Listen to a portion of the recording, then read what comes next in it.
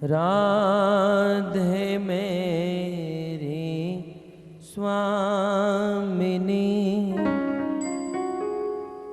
मैं राधे को दास, जन्म जन्म मोहे दीजियो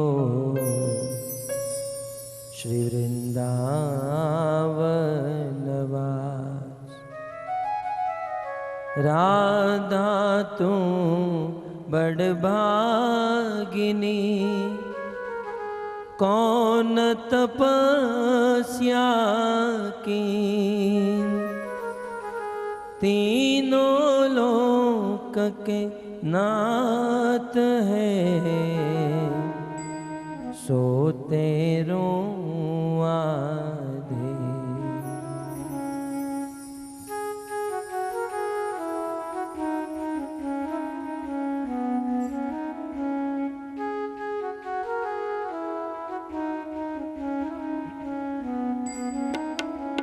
जय राधा माधव कुंज बिहारी, जय राधा माधव कुंज बिहारी, जय राधा माधव कुंज बिहारी, जय राधा माधव कुंज बिहारी, जय राधा माधव कुंज बिहारी, जय राधा माधव कुंज बिहारी, जय राधा माधव कुंज बिहारी, जय राधा माधव कुंज बिहारी, गोपी जन वल्लभ गिरिवर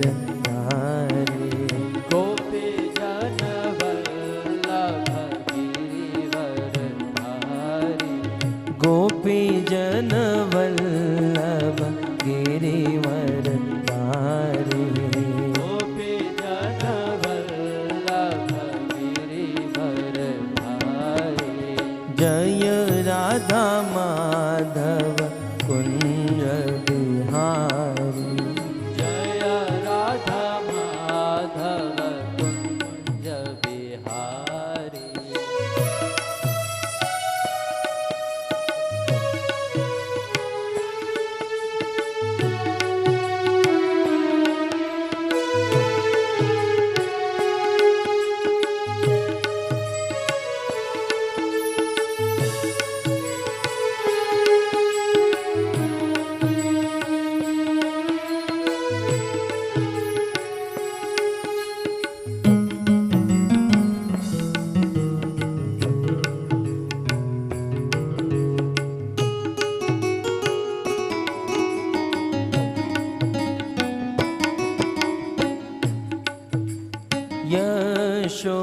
यशोदानंदन व्रज जन रंजन, यशोदानंदन व्रज जन रंजन, यशोदानंदन व्रज जन रंजन, यशोदानंदन व्रज जन रंजन,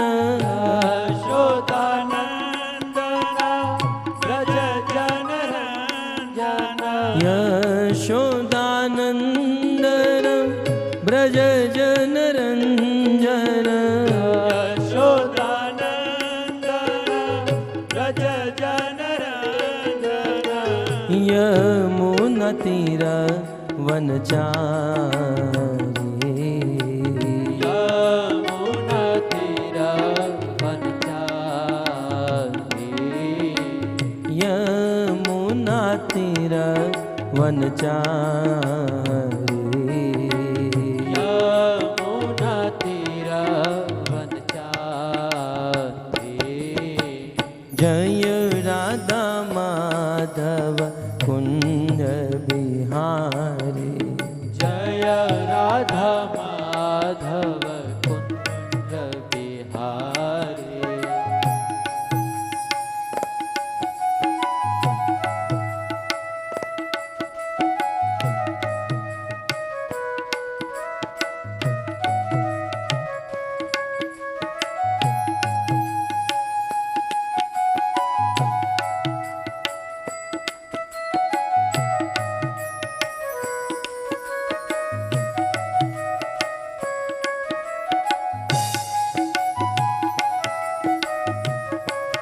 जय हो।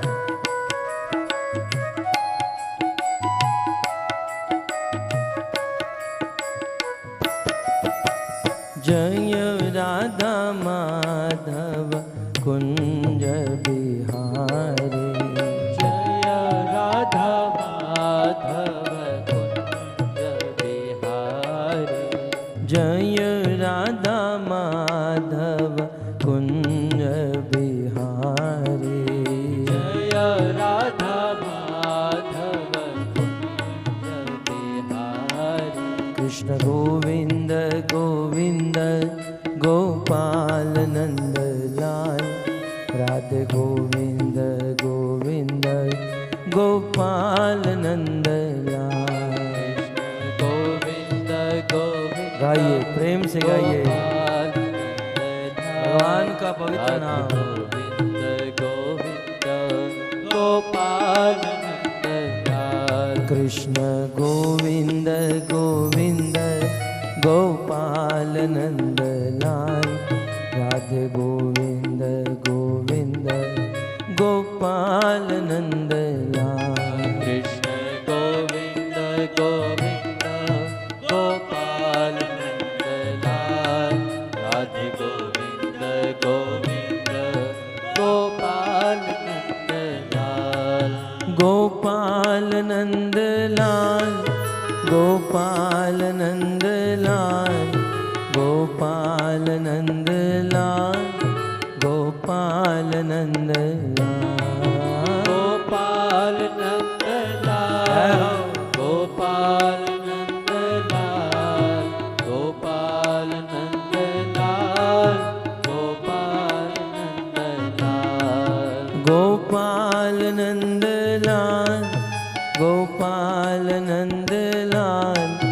Gopal Nand Lal. Gopal Nand Lal.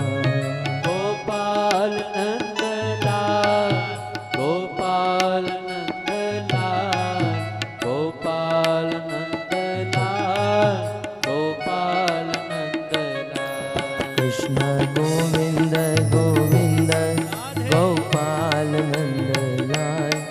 Radhe Govind Govind Gopal Nand Lal. Krishna Govind Govind Gopal Nandlal. Radhe Govind Govind Gopal Nandlal. Krishna Govind Govind Gopal Nand Lal.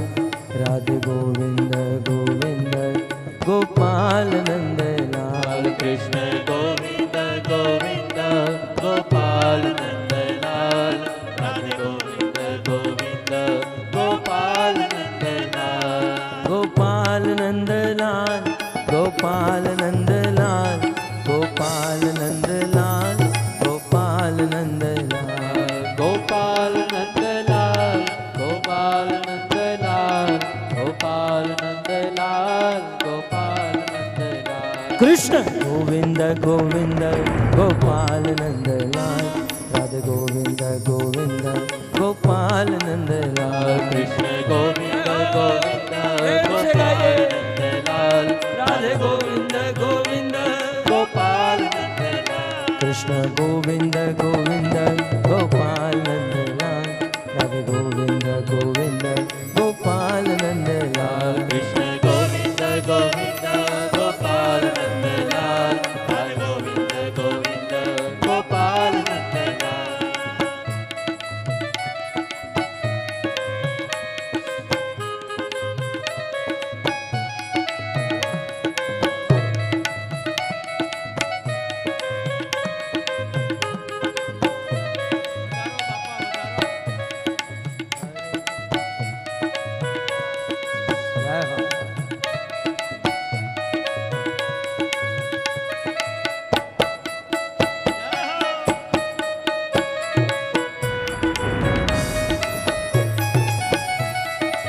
Hare Krishna,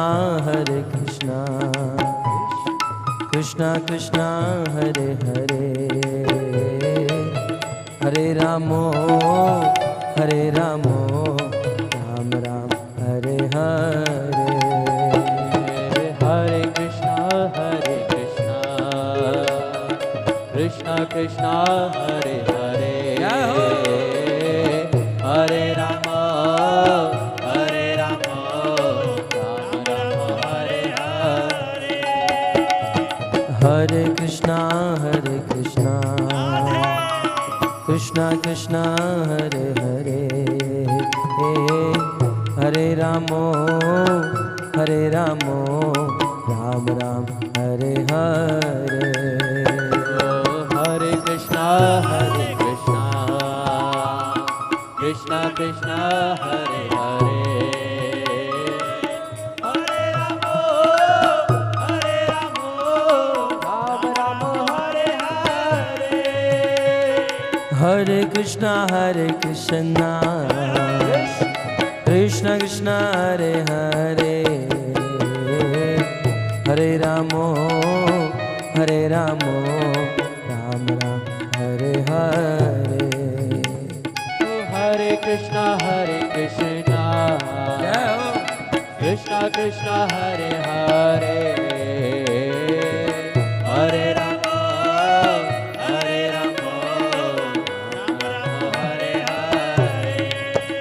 Hare Krishna, Krishna Krishna, Hare Hare, Hare Ramo, Hare Ramo, Ram Ram, Hare Hare. Hare Krishna, Krishna Krishna, Hare Hare, Hare Rama, Hare Rama, Ram Ram, Hare Hare. Hare Krishna, Krishna Krishna, Hare Hare, Hare Ramo, Hare Ramo, Ram Ram, Hare Hare. Hare Krishna, Krishna Krishna, Hare Hare, Hare Rama, Hare Rama, Hare Hare. Hare Krishna, Krishna Krishna, Hare Hare, Hare Ramo, Hare Ramo, Ram Ram, Hare Hare. Hare Krishna, Krishna Krishna, Hare Hare, Hare Rama, Hare Rama, Hare Krishna, Krishna Krishna, Hare Hare, Hare Ramo, Hare Ramo, Ram Ram, Hare Hare. Hare Krishna, Krishna Krishna, Hare Hare, Hare Rama, Hare Rama, Ram Ram, Hare Hare. नाम महाधन है अपनो, नहीं दूसरी संपत्ति और कमानी। नाम महाधन है अपनो, नहीं दूसरी संपत्ति और कमानी। छोड़ यटारी यटा जग की, हमको कुटिया ब्रजमाही बना, हमको कुटिया ब्रजमाही बना, हमको कुटिया ब्रजमाही बनानी। हमको कुटिया ब्रजमाही बनानी। टूक मिले रसिकों की सदा, और पीबन को यमुना जल पानी। टोक मिले रसिकों की सदा और पीबन को यमुना जल पानी।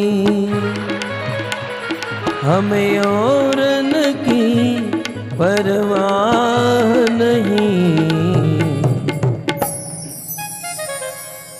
अपनी ठकुरानी श्री राधिका रानी, अपनी ठकुरानी श्री राधिका रानी, अपनी ठकुरानी श्री राधिका रानी, अपनी ठकुरानी श्री राधिका रानी, अपनी ठकुरानी श्री राधिका रानी, अपनी ठकुरानी श्री राधिका रानी। हाँ राधा श्याम सुंदर, राधा श्याम सुंदर, राधा श्याम सुंदर राधे। जय राधा श्याम सुंदर, राधा श्याम सुंदर, राधा श्याम सुंदर राधे। राधा श्याम सुंदर, राधा श्याम सुंदर, राधा श्याम सुंदर राधे। जय राधा श्याम सुंदर, राधा श्याम सुंदर, राधा श्याम सुंदर राधे। कृष्ण बलराम, कृष्ण बलराम, कृष्ण बलराम, जय कृष्ण बलराम, जय कृष्ण बलराम, कृष्ण बलराम, कृष्ण बलराम, जय कृष्ण बलराम। कृष्ण बलराम, कृष्ण बलराम, कृष्ण बलराम, जय कृष्ण बलराम, जय कृष्ण बलराम, कृष्ण बलराम, कृष्ण बलराम, जय कृष्ण बलराम। हाँ गौर निताय जय गौर निताय, गौर निताय जय गौर निताय, गौरा निताय जय गौरा निताय, गौरा निताय जय गौरा निताय, गौर निताय जय गौर निताय, गौर निताय जय गौर निताय, गौरा निताय जय गौरा निताय, गौरा निताय जय गौरा निताय।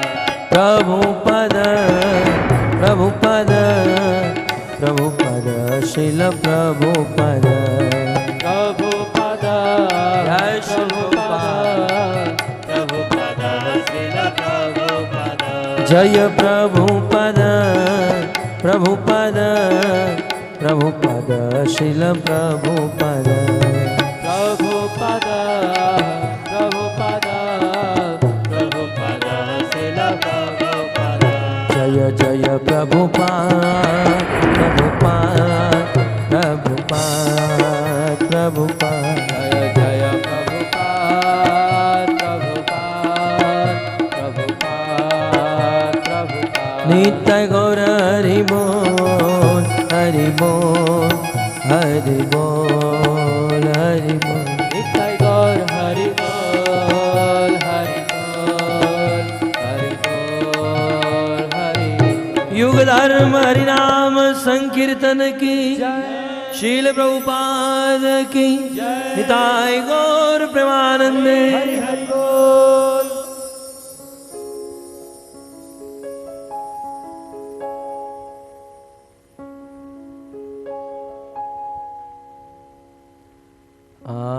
आराध्यो भगवान ब्रजेश तनय, तद्धाम वृन्दावन,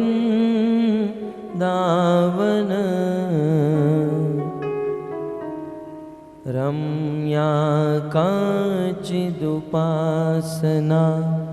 ब्रजबधू, वर्गेण या कल्पिता, श्रीमद्भागवतं प्रमाणममलम्, प्रेमापुमर्तो महान्, श्री चैतन्य महाप्रभु मतमिदं तत्रादरो नः पर। श्री चैतन्य महाप्रभु मतमिदं तत्रादरो नः पर।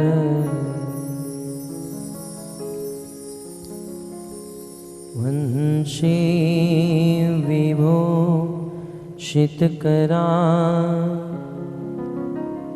नवनीरदाभा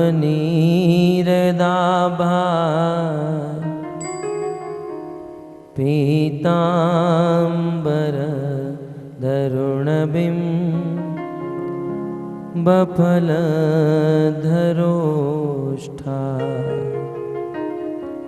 पूर्णेन्दुसुन्दरमुखा अरविन्दनेत्रा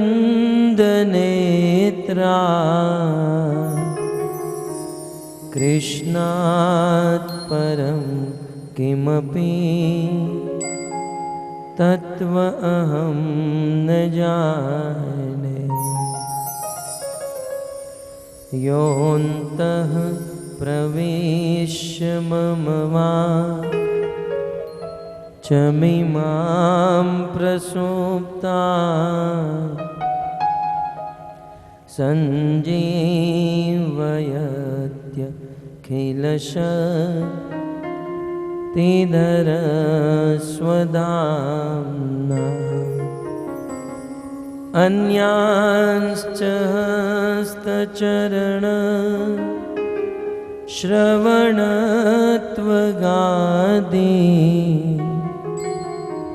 प्राणान्नमो भगवते पुरुषाय तुभ्यम्। करारविन्दे न पदारविन्दम्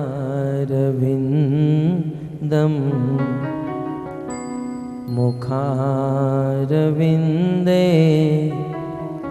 विनिवेशयन्तम्। वटस्य पत्रस्य पुटे शयानं बालं मुकुन्दं मनसा स्मरामि। श्री कृष्ण गोविन्द हरे मुरारे हे नाथ नारायण वासुदेव। जिह्वे पिबत्स्वामृत में तदेव गोविन्द दामोदर माधवेति। जय जय श्री राधारमण जय जय नवल किशोर जय गोपी चित चोर प्रभो जय जय माखन चोर। श्री कृष्णचंद्र भगवान की जय। श्रील प्रभुपाद की जय। आप सब भक्तों का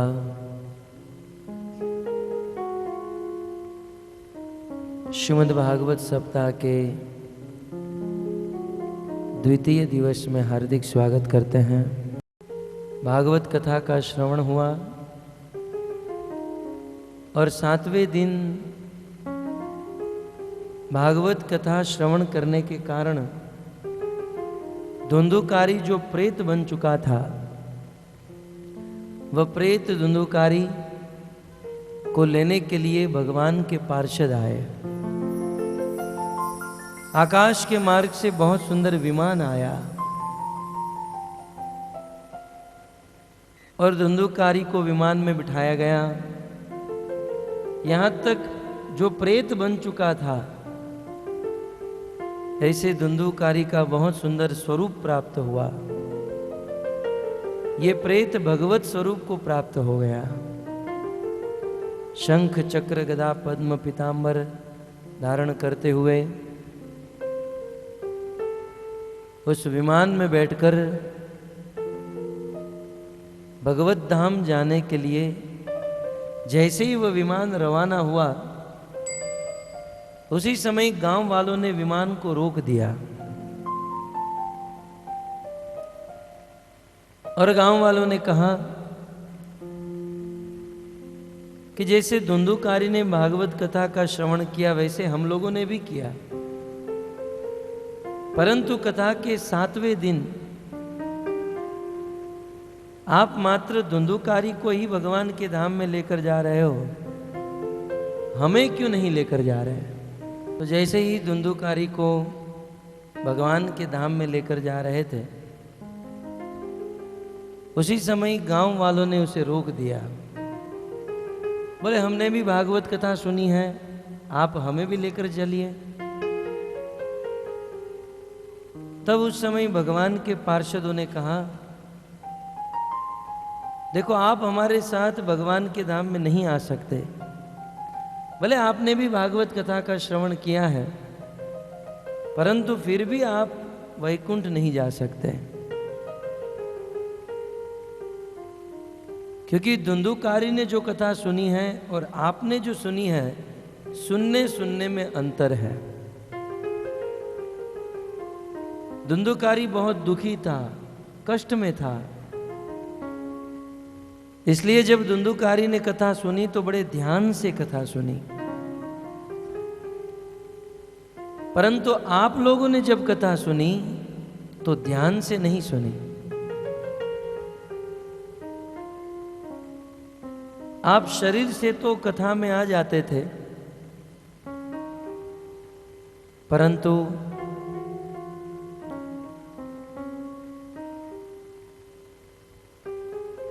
आप लोगों का मन अपने घर पर रहता था। कई बार कथा में ऐसा होता है, शरीर से हम भागवत कथा में बैठे हैं, लेकिन मन घर पे होता है। बच्चे क्या कर रहे होंगे, घर पे क्या हो रहा होगा, या कुछ लोगों का मन दुकान में होता है, कुछ लोगों का मन खेतों में होता है। बोले आप लोग शरीर से तो कथा में बैठते थे, परंतु आपका मन कथा में नहीं लग रहा था। इसलिए धुंधुकारी भगवान के धाम में जा सकता है, आप लोग नहीं जा सकते। और दूसरा कारण, धुंधुकारी ने जब कथा सुनी तो नियम के साथ कथा सुनी थी। भागवत कथा सुनते समय धुंधुकारी ने कुछ नियम लिया था, और आप जब कथा सुन रहे थे तो किसी भी प्रकार का नियम नहीं था। भागवत कथा नियम से सुननी चाहिए, और भागवत कथा का प्रथम नियम है, कथा सुनते समय किसी भी प्रकार का काम नहीं करना चाहिए। कथा के समय मात्र कथा ही सुननी चाहिए। एक दूसरा, भागवत कथा के समय किसी भी प्रकार का व्यसन नहीं करना चाहिए। चाय, कॉफी, पान, मावा, तंबाकू, अफीम इत्यादि।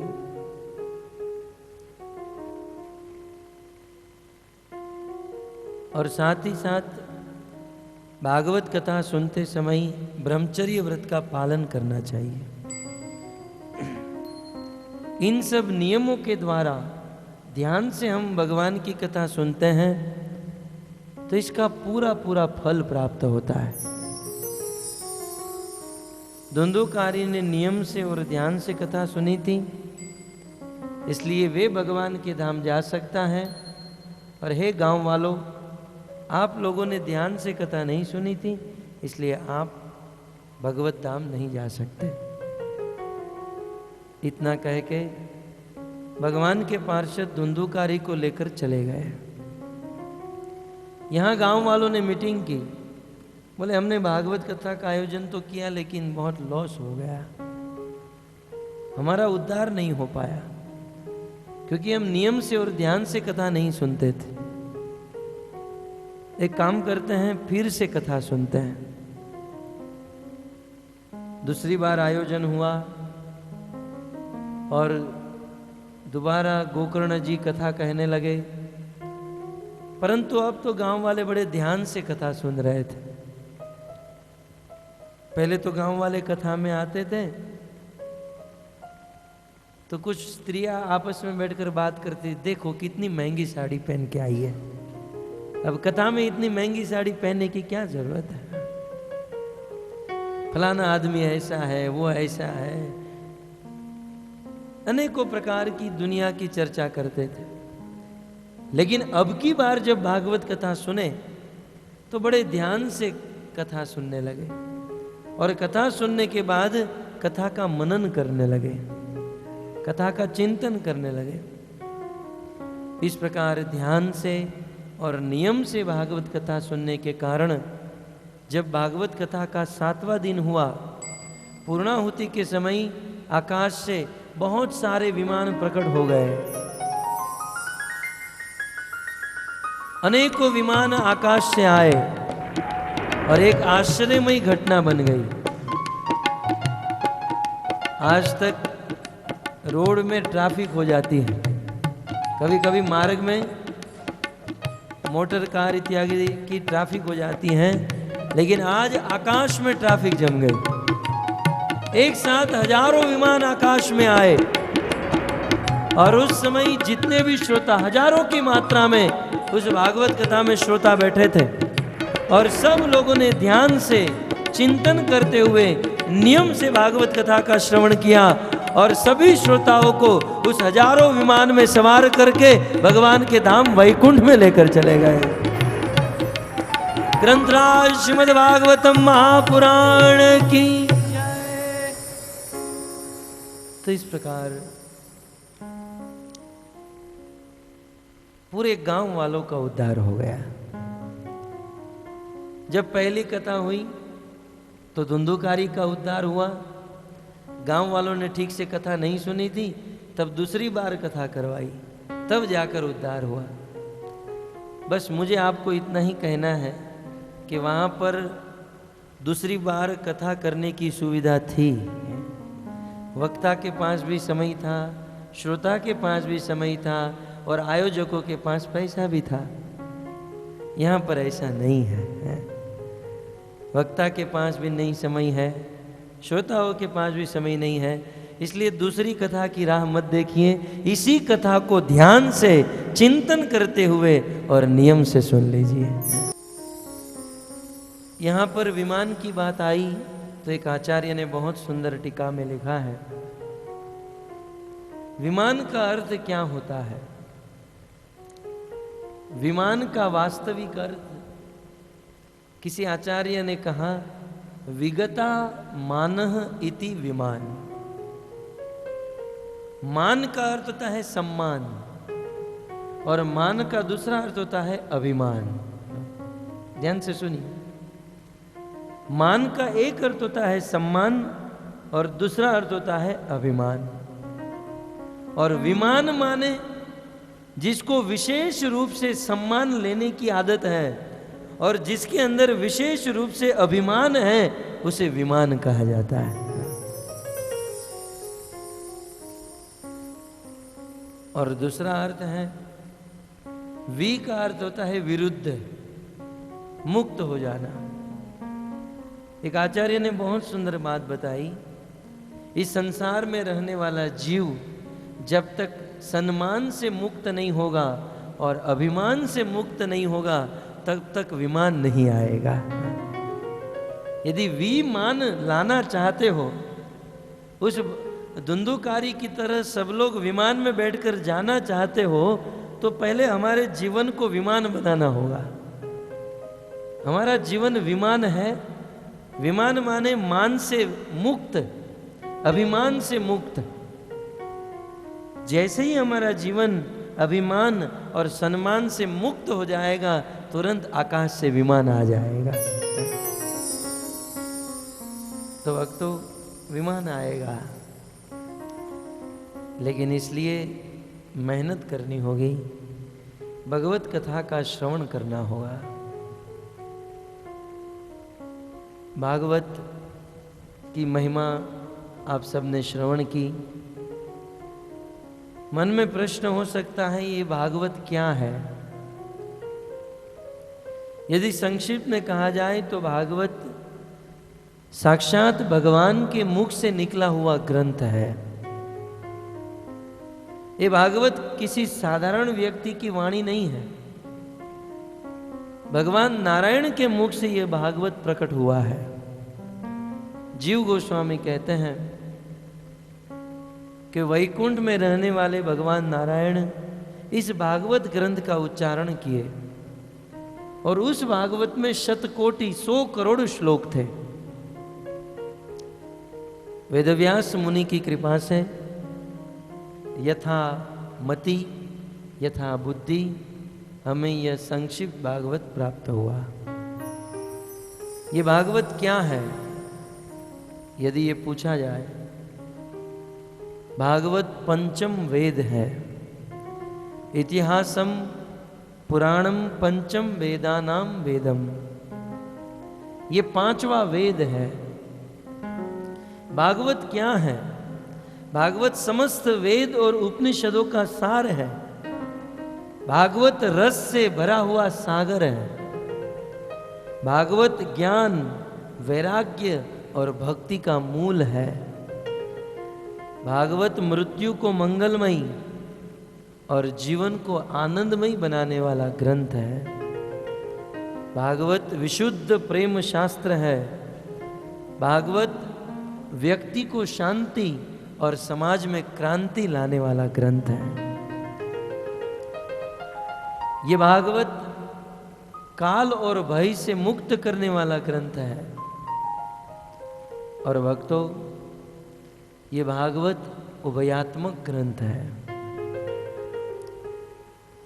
भागवत जी की सेवा 2 प्रकार से हो सकती है। एक तो भागवत की आरती, पूजा या उनको भोग लगाकर इनकी सेवा हो सकती है, और दूसरा इस भागवत का श्रवण करके हम भागवत की सेवा कर सकते हैं। और सच कहें तो भागवत की सबसे बड़ी महिमा यही है कि ये भागवत और कुछ नहीं, साक्षात भगवान श्री कृष्ण का वांगमय स्वरूप है। मानो भगवान कृष्ण ही इस भागवत के रूप में परिणित हुए हैं। कृष्ण ही भागवत के रूप में कन्वर्ट हुए हैं। इसलिए शास्त्र में लिखा है, श्रीमद् भागवत में 12 स्कंद है। ये 12 स्कंद भगवान श्री कृष्ण के 12 अंग हैं।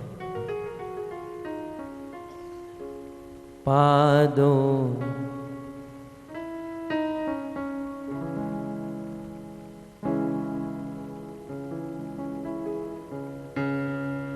पादो यदीयो प्रथम तो द्वितीय तृतीय तूर्यो कथितो यदूरो नाभिस्तथा चमएव षष्ठो भुजातरंगो युगल तथान्यो कंठस्तुरामं नवमो यदीयो मुखारविन्दं दृश्यम प्रफुल्लम् एकादशो यस्य ललाटपट्टम् शिरोस्तु द्वादश एव भाति। किस प्रकार से यह भागवत भगवान श्री कृष्ण का वांगमय स्वरूप है, ये बताते हुए शास्त्र में 2 श्लोक में कहा गया। पादो यदि यो प्रथमतु द्वितीय, श्रीमद् भागवत का प्रथम और द्वितीय स्कंद भगवान श्री कृष्ण के चरण है। तृतीय तुर्यो कथितो यदुरु, और श्रीमद् भागवत का तीसरा और चौथा स्कंद भगवान श्री कृष्ण के कटी प्रदेश के ऊपर के 2 भाग।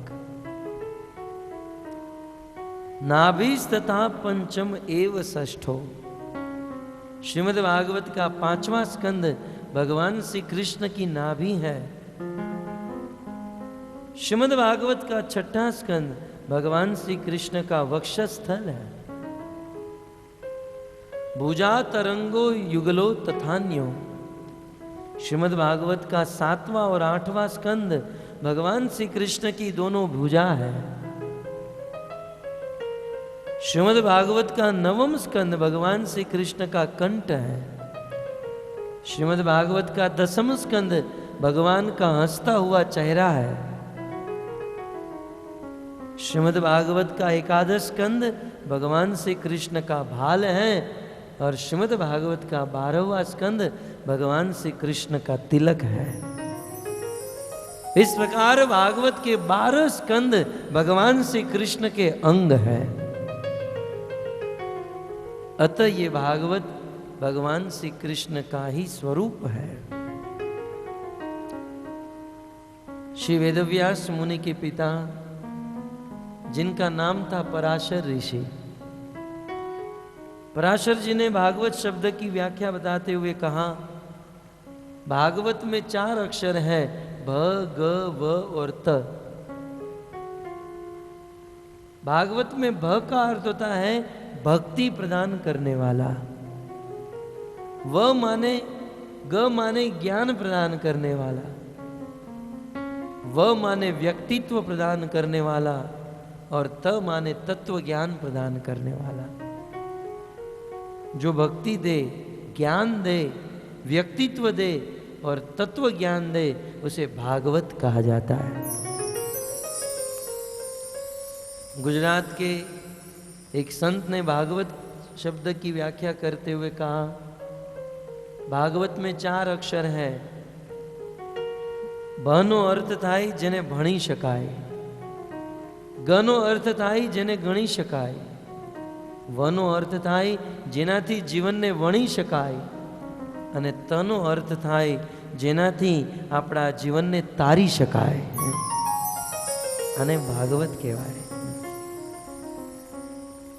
तो इस प्रकार भागवत जी की महिमा और भागवत का अर्थ आप सबने श्रवण किया।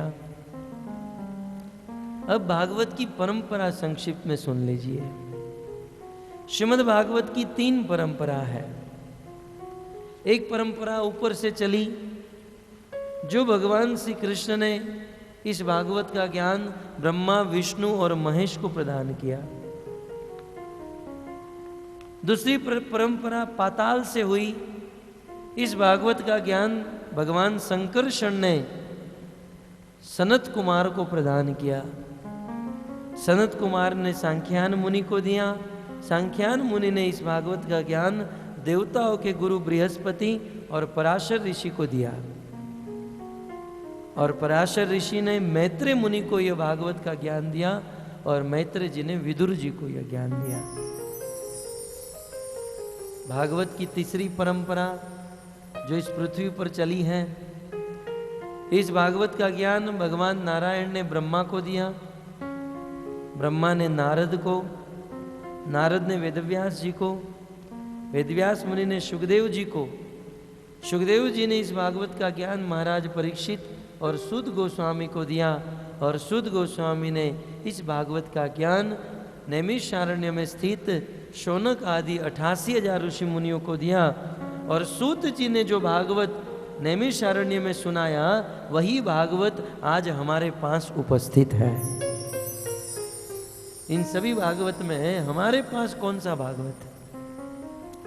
सूत जी के मुख से निकला हुआ भागवत आज हमारे पास उपस्थित है।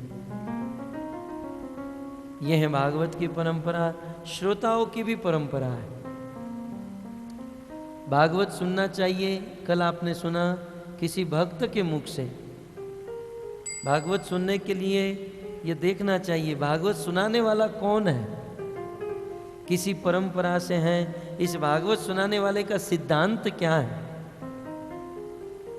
आप शायद अपना ध्यान दिए हो, जब हम इस व्यास मंच से कुछ बोलना प्रारंभ करते हैं, तब हमारे मुख से प्रथम श्लोक यह निकलता है, आराध्यो भगवान ब्रजेश तनय। हमारा ये मत है।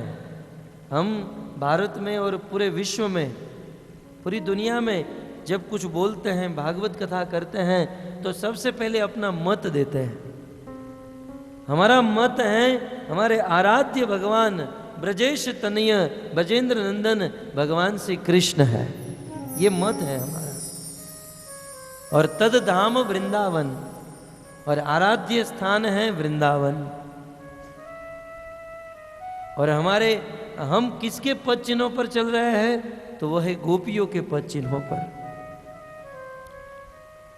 और हमारा लक्ष्य क्या है? कृष्ण प्रेम।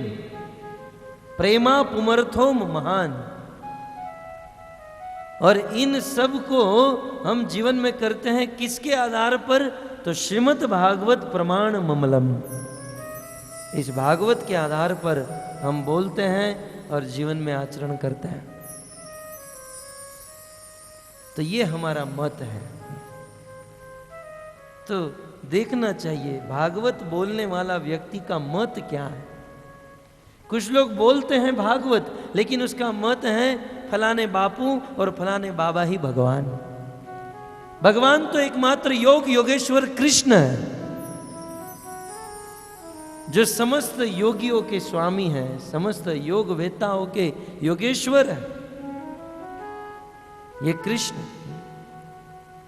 तो जो कृष्ण को भगवान मानते हैं, जिसका लक्ष्य कृष्ण प्रेम है, जो गोपियों के पद चिन्हों पर चलते हैं, ऐसे शुद्ध भक्तों के मुख से भागवत सुनते हैं, तब हमारा उद्धार होता है,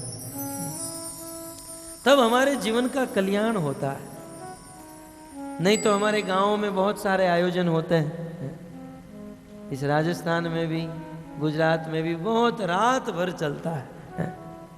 संतवाणी कहो, डायरा कहो, या भजन संध्या कहो, कीर्तन कहो, जो भी अपनी अपनी भाषा में, सुबह से लेकर शाम तक, शाम से लेकर सुबह तक रात भर चलता है। और सब लोग अपनी मुंडी हिलाते, वाह वाह है। परंतु जैसे सुबह होती है, जैसे थे वैसे बने रहते हैं। न तंबाकू छूटा, न गुटखा छूटा, न गांजा छूटा, कुछ नहीं। रात भर भजन करते हैं, कीर्तन करते हैं, लेकिन जीवन में परिवर्तन क्यों? कारण यही है भक्तों, ये जो कीर्तन कराने वाले हैं ना, उनका खुद का परिवर्तन नहीं हुआ है। जब बोलने वाला खुद व्यसन कर रहा हो, जब बोलने वाला खुद अपवित्र हो, तो सुनने वाले को कैसे पवित्र कर सकता है? कभी नहीं कर सकता। जब बोलने वाला तंबाकू और गुटखा खाए बिना बोल नहीं सकता है, तब दूसरों सुनने वाले को इन सब व्यसन से कैसे मुक्त करा सकता है? इसलिए ध्यान रहे, उसी व्यक्ति के मुख से सुने जो अपने जीवन में आचरण करता हो। भक्तों, ये तो प्रभुपाद की संस्था है, ये तो गौड़ीय धारा है। यहाँ पर सबसे पहले इस संस्था में किसी भी वस्तु के ऊपर आचरण किया जाता है और फिर बोला जाता है। और आचरण करने के बाद जब कोई किसी वस्तु को बोला जाता है, तब उस वस्तु में प्रभाव होता है, ताकत होती है, शक्ति होती है। इसलिए इस संसार में कथाकारों की कोई महिमा नहीं है।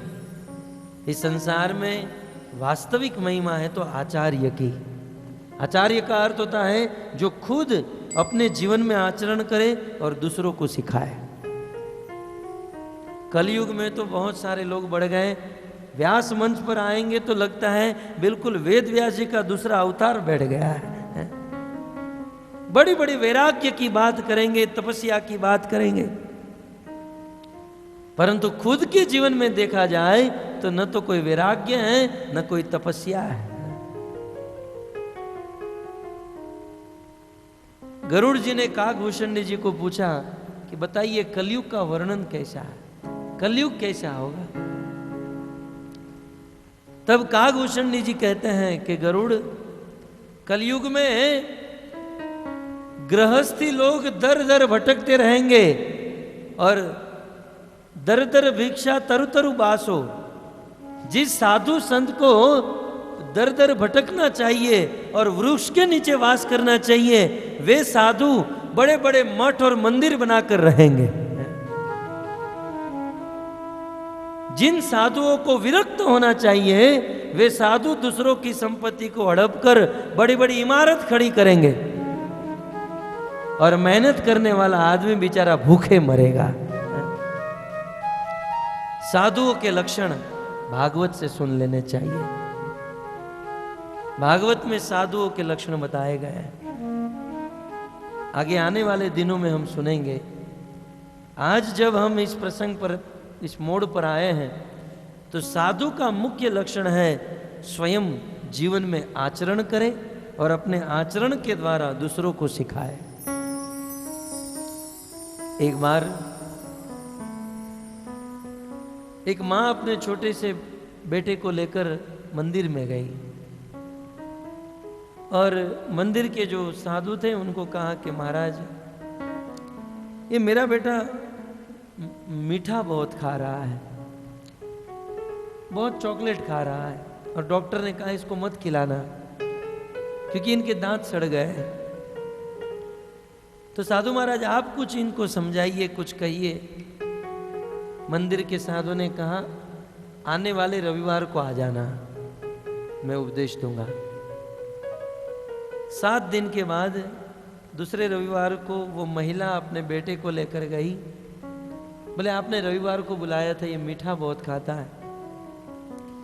वो साधु ने उस बेटे के मस्तक पर हाथ घुमाते हुए कहा, बेटा देखो, ज़्यादा मीठा नहीं खाना चाहिए। मीठा खाओगे दांत सड़ जाएंगे, रोग हो जाएगा, तुम दुखी हो जाओगे। उस संत के कहने पर उस बच्चे ने चॉकलेट खाना, मीठा खाना छोड़ दिया, बिल्कुल छोड़ दिया। 2 दिन के बाद वो महिला उस साधु के पास आई, महाराज कमाल हो गया, हम तो बहुत मनाते थे लेकिन मान नहीं रहा था, आपने एक बार कहा वो मान लिया।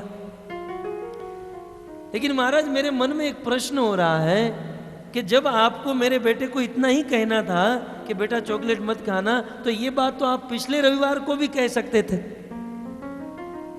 आपने मुझे 7 दिन के बाद क्यों बुलाया? इतनी छोटी सी बात थी तो आप मुझे पिछले रविवार को भी कह सकते थे। उस समय उस संत ने इतना ही कहा कि पिछले रविवार को जब तुम मेरे पास आई थी तब मैं भी चॉकलेट खाता था। बताओ, जब तक मैं चॉकलेट खाता हूं तब दूसरों को कैसे मना कर सकता हूं? और यदि मना कर भी दूं तो वे चॉकलेट कैसे छोड़ सकता है?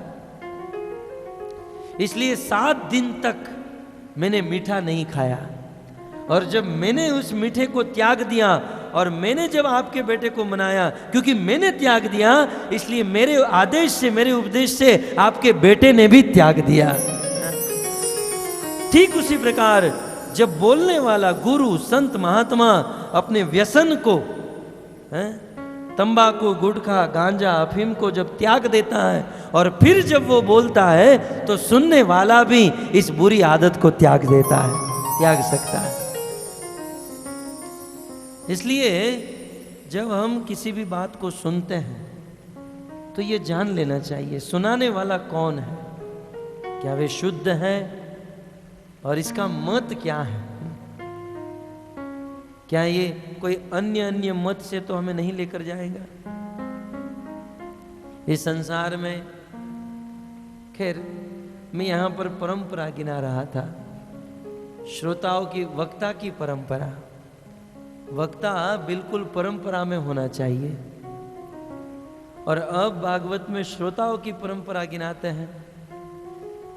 इस संसार में भागवत के बहुत सारे श्रोता हैं, वर्तमान में यहाँ भी बैठे हैं। 3 प्रकार के श्रोता कहे गए हैं। एक तो श्रोता जो वास्तव में भागवत कथा सुनना चाहते हैं। एक जो प्रथम कोटि के होते हैं उसे श्रोता कहते हैं, जो वास्तव में सुनने के लिए आए हैं। और वो श्रोता जो है चातक जैसे, हंस जैसे, शुक जैसे और मीन जैसे होते हैं। जैसे मीन, मछली अपनी आंख कभी बंद नहीं करती है, वैसे जो वास्तव में कथा सुनने आए हैं वो अपनी आंख खोल कर रखते हैं और बिल्कुल एक दृष्टि से भागवत कथा को सुनते हैं। तो मीन या चातक, चातक पक्षी जैसे स्वाति नक्षत्र की बूंद को ही ग्रहण करता है, वैसे वास्तविक श्रोता मात्र कृष्ण कथा को ही ग्रहण करते हैं। तो कुछ श्रोता हंस जैसे होते हैं, कभी कभी वक्ता से कुछ गलती हो जाती है। भाई देखो, कलयुग की बुद्धि है, चमड़े की जीभ है, कभी फिसल जाती है, कभी गलती हो जाती है, क्योंकि हम लोग अपूर्ण हैं, पूर्ण तो एकमात्र भगवान है। परंतु जब मान लो कभी कभी गलती हो जाए तो हंस की तरह, हंस को पानी और दूध को घोल कर दे दो, हंस पानी को छोड़ देता है और दूध को पी जाता है। वैसे श्रोताओं में भी कुछ ऐसे श्रोता होते हैं जो कभी कभी वक्ता से होने वाली गलती को छोड़ देते हैं और गुण को ग्रहण कर लेते हैं। उसे परमहंस कहा जाता है, परमहंस श्रोता। तो अच्छे श्रोता जो होते हैं वो मछली जैसे होते हैं, चातक जैसे होते हैं, हंस जैसे होते हैं या शुक जैसे होते हैं। शुक माने तोता। तोते को आप कुछ बात सुना दीजिए, वो सुन लेता है और वही बात दूसरों को बोलता रहता है, सुनाते रहता है। ये भी बहुत अच्छा श्रोता है। तो हमें ऐसे श्रोता बनना चाहिए। ये श्रोता की प्रथम श्रेणी है। श्रोता की दूसरी श्रेणी क्या है? कहते हैं शरीयोता। वो सुपारी काटने वाले को क्या, काटने को क्या कहते हैं? सरोता। सरोता। एक होता है श्रोता जो वास्तव में सुनना चाहता है, और दूसरा होता है सरोता जो काटने का काम करता है। भागवत कथा में बैठता ही है दूसरे को काटने के लिए, दूसरे की युक्ति को काटने के लिए, दूसरे की बुद्धि को काटने के लिए। हाँ चलो आए हैं मुंबई से, जरा देख कर आते हैं क्या बोलते हैं, इस भाव से आते हैं। या दूसरे की युक्ति को काटने के लिए, हाँ चलो धर्म रक्षक संघ ने आयोजन किया है, देखते हैं क्या गलती की है ये लोग। बस कुछ लोग दूसरों की गलती ढूंढने ही आते हैं। अभी भी कुछ लोग देखते होंगे ये बैनर इतना क्यों हिल रहा है, ठीक से बांधा होता तो नहीं चलता था। ये लाइट यहाँ नहीं यहाँ होनी चाहिए, ये स्पीकर यहाँ नहीं वहां होना चाहिए। अरे सुनने आए हो तो सुनो। बस कुछ लोग मात्र दूसरों की गलती देखने के लिए ही श्रोता बनकर आते हैं। इसे श्रोता नहीं, इसे सरोता कहा जाता है। मात्र काटने का काम करते हैं। सुखदेव गोस्वामी कहते हैं ऐसे सरोता ऊंट जैसे होते हैं। मैं नहीं कहता हूं, भागवत में लिखा है। जो दूसरों की युक्ति को काटते हैं उसे ऊंट जैसा कहा गया है। ऊंट जानते हैं? आपके राजस्थान में तो बहुत ऊंट होते हैं। ऊंट जो होता है पत्तों को, वृक्ष के पत्ते को खाता है, और रेगिस्तान में, रण प्रदेश में तो कुछ होता नहीं है, पत्ते को खाता है, और पत्ते को खाकर ऊंट को बहुत आनंद आता है। ऊंट को लगता है वाह ये पत्ता कितना मीठा है। अब उस रण प्रदेश में, बंजर भूमि में उगे हुए वृक्ष के पत्ते में क्या रस है। क्या मिठास है? कोई मिठास नहीं, लेकिन ऊंट को उसमें मिठास आती है। तत्व से यदि देखा जाए तो भक्त उस पत्ते की मिठास नहीं है। ऊंट जब वह वनस्पति के उस वृक्ष के पत्ते को खाता है तो पत्ते के साथ कांटे होते हैं, और कांटे वाले पत्ते जब ऊंट के मुख में जाते हैं तो कांटे उसके मुख में लगते हैं और ऊंट को खून निकल जाता है, और उस पत्ते के साथ ऊंट का खून जो है गले से अंदर जाता है तो ऊंट को अपना ही खून मीठा लगता है। वो मूर्ख ऊंट सोचता है ये पत्ता मीठा है, लेकिन पत्ता मीठा नहीं है, पत्ते में कोई मिठास नहीं, वे खुद अपना ही खून पी रहा है। वैसे कुछ लोग सरोता है, श्रोता नहीं, जो सरोता है दूसरे की युक्ति को काटने के लिए, मात्र गलती देखने के लिए आते हैं। उसे लगता है गलती देखने में कितना आनंद आता है। दूसरों के गुणों को सुनने में जितना आनंद नहीं, उतना कलयुग के लोगों को दूसरे के दोष को देखने में आनंद आता है। गलती पकड़ने में कितना आनंद है।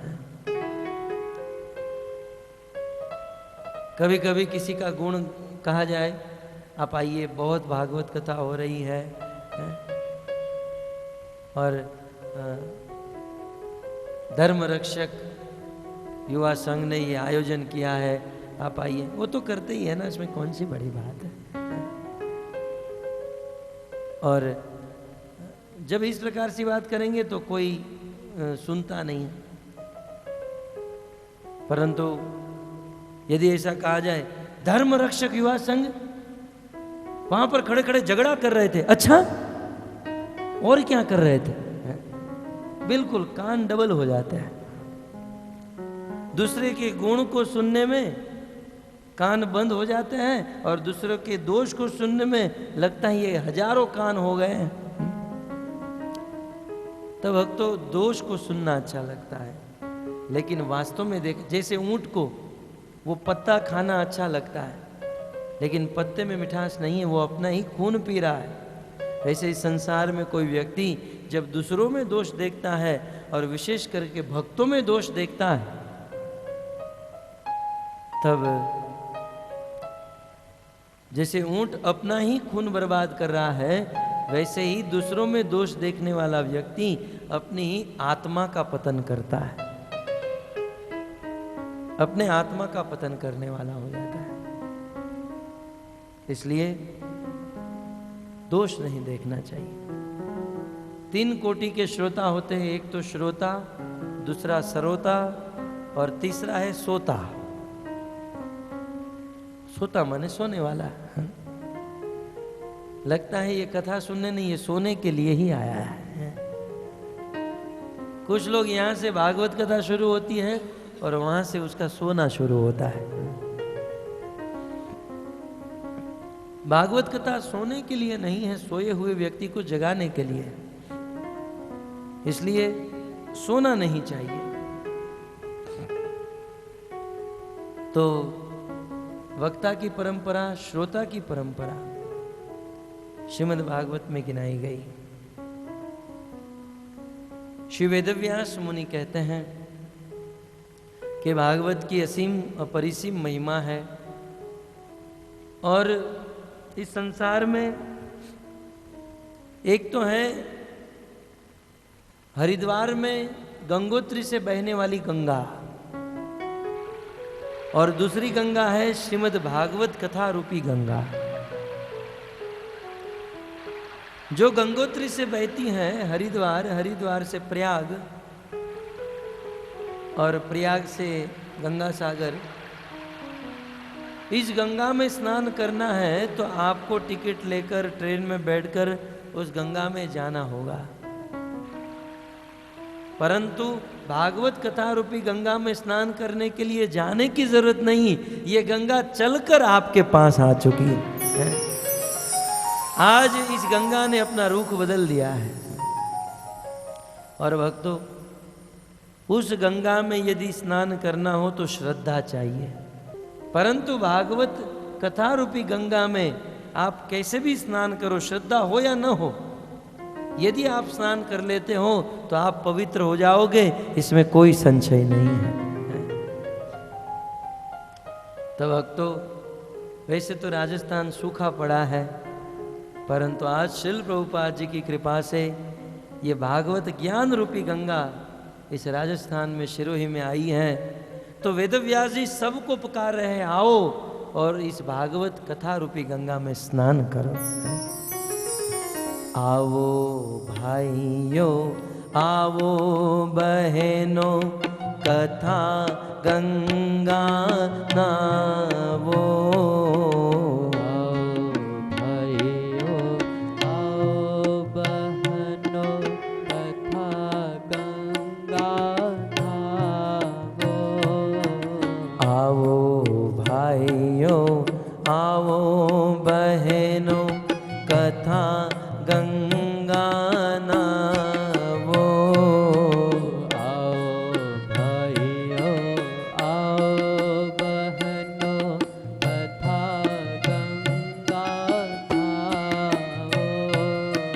वैष्णव थवा माटे लेवा जेवो लावो।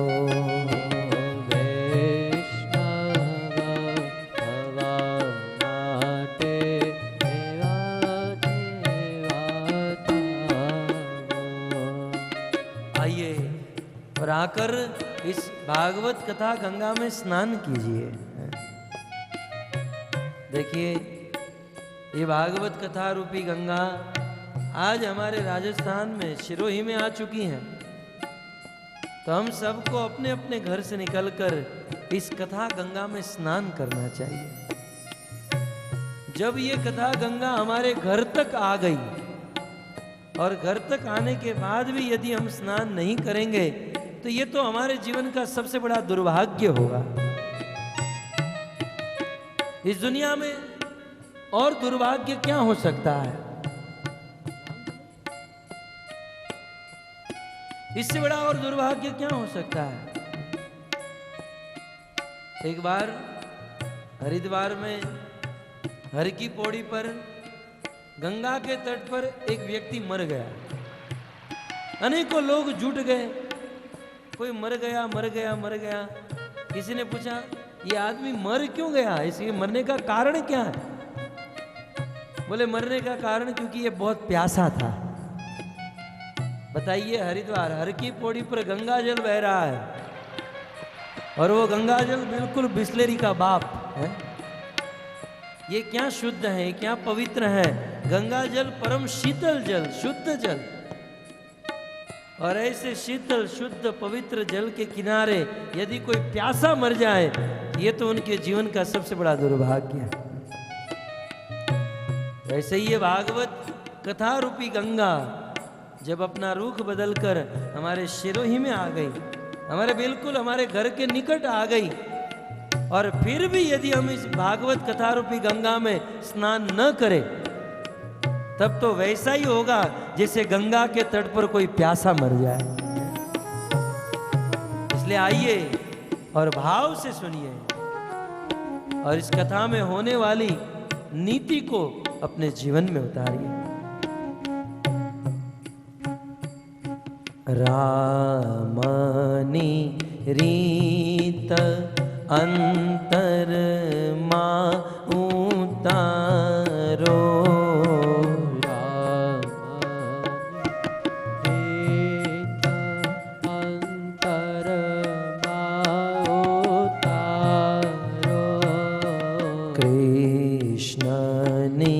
रीत अंतर मां उतारो।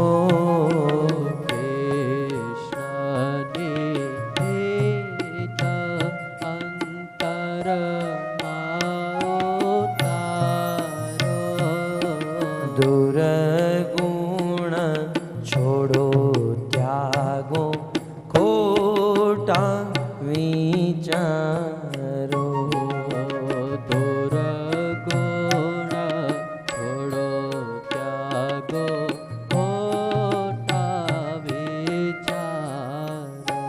आचार्यगण कहते बैठे हैं, आइए भागवत कथा सुनिए और भगवान श्री रामचंद्र की रीत को अपने जीवन में उतारिए। राम ने जो किया वह कीजिए और कृष्ण ने जो कहा वह कीजिए। भगवान राम ने जिस प्रकार अपने माता पिता की सेवा की, जिस प्रकार अपने भाई के साथ प्रेम रखा, जिस प्रकार से अपनी पत्नी को प्रसन्न किया और जैसे अपनी प्रजा का पालन किया, ऐसे भगवान रामचंद्र की रीत को अपने जीवन में उतारिए। सभी दुर्गुण को छोड़कर, सभी बुरे विचारों को छोड़कर पवित्र हो जाइए। सीताना स्वामीनु समरण करता, सीताना स्वामीनु स्मरण करता। स्मरण कीजिए सीता के स्वामी का, भगवान राम का स्मरण कीजिए और राधा के स्वामी कृष्ण का स्मरण कीजिए। राधाना स्वामीनु समरण करता, राधाना स्वामीनु स्मरण करता। त्रिविधना ताप जटणता, विधना ताप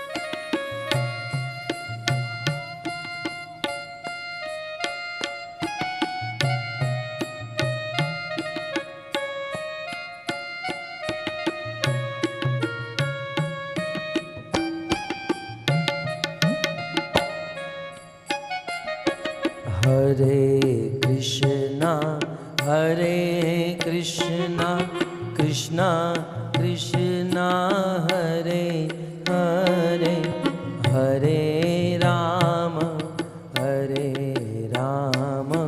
राम राम हरे हरे। हरे कृष्णा कृष्णा कृष्णा हरे हरे, हरे राम राम राम हरे हरे। कृष्णचंद्र भगवान की जय। श्री वेदव्यास मुनि के अनुसार भागवत के प्रारंभ में भागवत जी की महिमा सुनाने का नियम बनाया है। यहाँ पर भागवत जी की महिमा समाप्त हुई। अब श्रीमद् भागवत प्रथम स्कंद प्रारंभ करते हैं।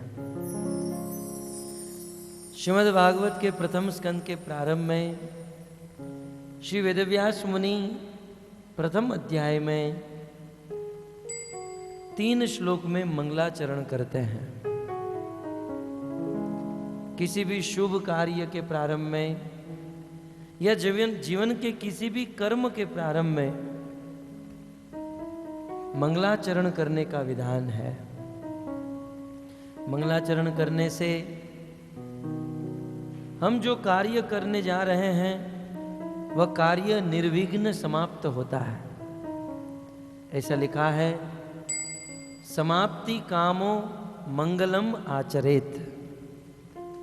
जो अपने कार्य को निर्विघ्न संपन्न करना चाहता है उसे मंगलाचरण करना चाहिए।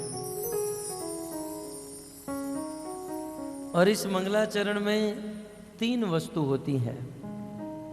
सर्वप्रथम मंगलाचरण करने वाला व्यक्ति भगवान को प्रणाम करता है, साथ ही साथ दूसरी चीज गुरु वैष्णव को प्रणाम करता है, और मंगलाचरण में जो व्यक्ति कार्य करने जा रहा है उस कार्य के विषय वस्तु का वर्णन करता है और अंत में आशीर्वाद प्रदान करता है। श्री वेदव्यास मुनि भागवत के प्रारंभ में प्रथम श्लोक में अपने इष्ट देव, अपने इष्ट भगवान को प्रणाम करते हैं।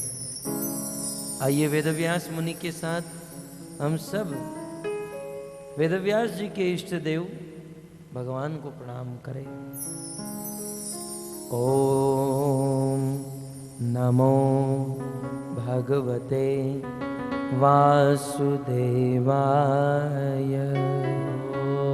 ओम नमो भगवते वासुदेवाय। ओम नमो भगवते वासुदेवाय। ओम नमो भगवते वासुदेवाय। ओम नमो भगवते वासुदेवाय। ओम नमो भगवते वासुदेवाय।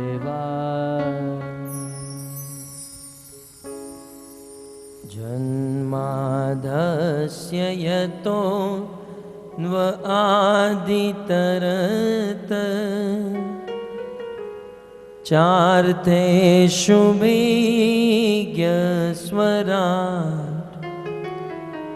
तेने ब्रह्महृदाय आदिकवये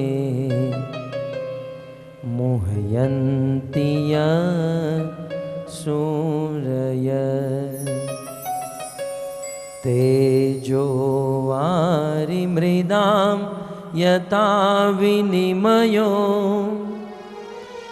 यत्र त्रिसर्गो मृषा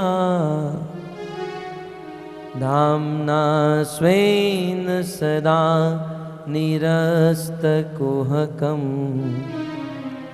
सत्यं परं धीमहि। सत्यं परं धीमहि। सत्यं परं धीमहि।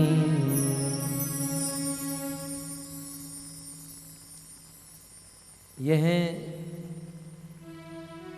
श्रीमद् भागवत का प्रथम श्लोक। व्यास मुनि भगवान को प्रणाम कर रहे हैं। ये प्रथम श्लोक श्रीमद् भागवत में प्रवेश करने के लिए द्वार के समान है। भागवत का ये प्रथम श्लोक समझ में आ गया तो समझो भागवत समझ में आ गया, और भागवत का ये प्रथम श्लोक यदि समझ में नहीं आया तो पूरा भागवत सुनने के बाद भी कोई फल नहीं, कोई मतलब नहीं। क्योंकि इस भागवत के प्रथम श्लोक में भागवत के प्रतिपाद्य विषय, भागवत में जो मुख्य विषय का वर्णन हुआ है वो है भगवान। वेदव्यास जी उस भगवान का वर्णन इस भागवत के प्रथम श्लोक में कर रहे हैं। श्री वेदव्यास मुनि कहते हैं, इस श्लोक के अंत में कहते हैं सत्यम परम धीमहि। ऐसे ही शब्द गायत्री मंत्र में भी आए हैं, सत्यम परम धीमहि। ये परम पवित्र मंत्र है। इसका अर्थ है सत्यम परम धीमहि माने मैं परम सत्य का ध्यान करता हूं। और व्याकरण के अनुसार देखा जाए तो धीमहि शब्द बहुवचन में है। इसका परफेक्ट अर्थ होगा हम परम सत्य का ध्यान कर रहे हैं, बहुवचन। श्री वेदव्यास मुनि कहते हैं भागवत के प्रारंभ में हम परम सत्य का ध्यान कर रहे हैं। परम सत्य का अर्थ होता है भगवान, सुप्रीम, ईश्वर, कंट्रोलर। कई बार हम लोग कहते हैं ना सबका मालिक एक, भगवान एक है। वो एक कौन है? वही है परम सत्य। यहां पर वेदव्यास मुनि सुप्रीम भगवान परम सत्य का ध्यान कर रहे हैं। अब वेदव्यास मुनि को पूछा जाए कि हे वेदव्यास जी, आप बताइए कि परम सत्य कौन है, भगवान कौन है? क्योंकि इस संसार में सबसे बड़ी दुविधा यह है भगवान कौन। आप किसी मुसलमान के पास जाइए, इस दुनिया में हजारों करोड़ों मुसलमान हैं, लेकिन मुसलमान को पूछिए भगवान कौन, कहेंगे भगवान एक ही है और वो है अल्लाह। आप किसी क्रिश्चियन के पास जाइए, हजारों करोड़ों क्रिश्चियन हैं, सभी क्रिश्चियन को पूछिए भगवान कौन, एक ही भगवान, जीसस क्राइस्ट, यीशु ख्रिस्त। लेकिन भारत में आइए और हिंदुओं को पूछिए भगवान कौन, कंफ्यूज। भगवान, पहले तो सीधा यही कहेंगे भगवान, थोड़ा सोचेंगे गणपति बापा भगवान, दुर्गा देवी भगवान, फलाने देवता भगवान, शिव जी भगवान, हनुमान जी भगवान,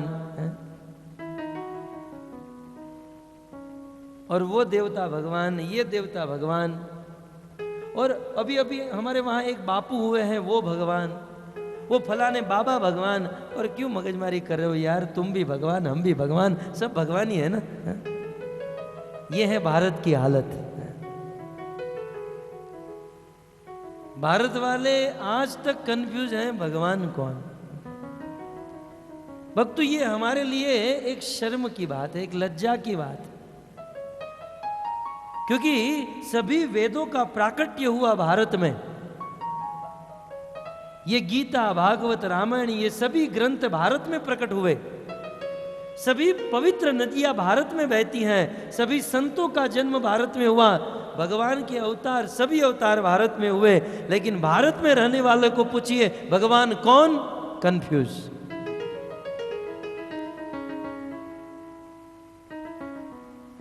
और उसमें भी यदि कोई बुद्धिमान व्यक्ति बताने के लिए प्रयास करे कि भगवान ये है, तुरंत उसको गिराएंगे, ये तो भेद कर रहा है, इसकी दृष्टि में भेद है। भक्तों, बुद्धिमान व्यक्ति सबकी पोजीशन को समझता है। भगवान कौन यदि ये जानना है तो भगवान किसे कहा जाता है, पहले ये समझिए। भगवान के गुण क्या होते हैं ये समझिए। जब भगवान के गुण ही नहीं पता है तो भगवान को कैसे तय कर सकते हो? 2-3 चमत्कार दिखा दे और हम उनको भगवान माने, ये ठीक नहीं है। भगवान वो होते हैं जो इस सृष्टि का सर्जन करते हैं। भगवान वो है जो इस दुनिया का प्रलय करते हैं। भगवान वो है जो अपने एक इशारे से पूरे ब्रह्मांड को चलाते हैं। भगवान वो है जो एक बार आंख तिरछी करे ब्रह्मांडों के ब्रह्मांड गिर जाए। भगवान वो है जो परम सुंदर है। भगवान वो है जो परम बलवान है। और भगवान वो है जो भूत भविष्य वर्तमान तीनों में एक समान बने रहते हैं। आज जवान है और कल बूढ़ा हो जाए, ये भगवान कभी नहीं हो सकता। सत्य का अर्थ समझिए, सत्यम परम धीमहि। सत्य का अर्थ होता है जो तीनों काल में एक समान रहे। आज तो किसी को भी कह देते हैं फलाने सत्य बाबा, सत्य बापू। क्या सत्य? हजारों अपने आप को सत्य कहने वाले आए और गए। सत्य उसे कहते हैं जो कभी मरे नहीं। सत्य का कभी विनाश नहीं होता है, और जिसका विनाश हो जाए वो सत्य काहे का? वो असत्य है। सत्य माने नित्य। सत्य की परिभाषा समझिए। जब सत्य की परिभाषा समझोगे तब भगवान की परिभाषा समझ में आएगी। सत्य की परिभाषा है जो नित्य बना रहे, जिसका कभी नाश न हो, उसे सत्य कहते हैं। दूसरा, सत्य तीनों काल में एक समान रहता। और तीसरा, सत्य सभी स्थान पर एक ही समय में सभी स्थान पर उपस्थित होता है, उसे सत्य कहते हैं। बताइए ये सत्य, ऐसा सत्य किस में है? भगवान में ही हो सकता है। इसलिए श्री वेदव्यास मुनि को पूछा गया कि ये सत्य कौन है जो तीनों काल में एक समान रहे, जो कभी बूढ़ा न हो, जो एक समय पे सभी स्थान पर उपस्थित रहे, वो सत्य है कौन? परम सत्य कौन? भक्तों, वेदव्यास मुनि, सुखदेव गोस्वामी के पिता, सभी वेदों को लिपिबद्ध करने वाले, भागवत आदि पुराण को लिखने वाले वेदव्यास मुनि प्रथम श्लोक में ही उत्तर दे रहे हैं। वेदव्यास जी को पूछा गया कि वो परम सत्य कौन है, तो वेदव्यास जी उत्तर देते हुए कहते हैं, ओम नमो भगवते वासुदेवाय। वेदव्यास मुनि कहते हैं कि वसुदेव नंदन वासुदेव कृष्ण ही परम सत्य है। वेदव्यास जी ने भागवत के प्रारंभ में प्रथम श्लोक में और प्रथम अक्षर में ही कह दिया कि वसुदेव नंदन वासुदेव कृष्ण ही परम सत्य है, परम भगवान है। भगवान एक ही है और वो है वसुदेव नंदन वासुदेव कृष्ण। ये हम नहीं कह रहे हैं, ये वेदव्यास मुनि कह रहे हैं। इस संसार में साधारण लोगों की बुद्धि में कचरा हो सकता है, मन गलत हो सकता है, बुद्धि गलत हो सकती है, लेकिन वेदव्यास मुनि गलत नहीं हो सकते। ये शास्त्र, ये ग्रंथ गलत नहीं हो सकते। इसलिए बुद्धिमानी यही है कि बड़े बड़े महाजन जिन बातों को स्वीकार करते हैं उसे स्वीकार किया जाए। वेदव्यास जी ने कहा कि कृष्ण ही परम सत्य है। और भक्तों, वेदव्यास जी ने ही नहीं, सब लोगों ने कहा। 33 करोड़ देवी देवता, ये दुर्गा, अम्बे हैं, ये जितनी भी काली इत्यादि जितनी भी देवी देवता है, 33 करोड़ देवी देवता है। ये सभी 33 करोड़ देवी देवता जब भगवान कृष्ण कंस के कारागार में जन्म ले रहे थे, देवकी के हृदय गर्भ से प्रकट होने वाले थे, तब सारे 33 करोड़ देवी देवता उस मथुरा में कंस के कारागार में आए और भगवान कृष्ण को स्तुति करने लगे। उस स्तुति का वर्णन भी भागवत में है। और उस स्तुति में समस्त देवी देवता कहते हैं, सत्यव्रतम परम त्रिसत्यम सत्यस्य नेत्र सत्यस्य योनि नीतम च सत्ये सत्यात्मकम तम शरणम प्रपन्ना। सभी देवी देवताओं ने भगवान कृष्ण को एक श्लोक में 9 बार सत्य कहा। हे कृष्ण, आप सत्य हो, आपके वचन सत्य हैं, आपके नेत्र सत्य हैं, आपकी करनी सत्य है, आपका हंसना सत्य, आपका बोलना सत्य, क्या कहे, आपका सब कुछ सत्य है। इसलिए इस दुनिया में परम सत्य कोई है तो वो कृष्ण एकमात्र आप हो। सभी देवी देवताओं ने स्वीकार किया। तो वेदव्यास मुनि ने कृष्ण को परम सत्य कहा, सभी देवी देवताओं ने कृष्ण को परम सत्य कहा। आइए कैलाश लोक में शिव जी के पास चलते हैं। रामायण में एक प्रसंग है, देवी पार्वती ने एक बार शिव जी से पूछा, पतिदेव थोड़ी कंफ्यूज हो रही है, थोड़ी कंफ्यूजन है, क्या हुआ? बोले पृथ्वी लोक में सब लोग, कुछ लोग अपने आप को सत्य मानते हैं, सत्य बापा, सत्य सत्य बापू, ये अपने आप को सत्य मान बैठे हैं। प्रभु आप ही बताइए, इस दुनिया में वास्तव में सत्य कौन है? रामायण का ये प्रसंग है। रामायण में पार्वती ने शिव जी से पूछा कि इस दुनिया में सत्य क्या है?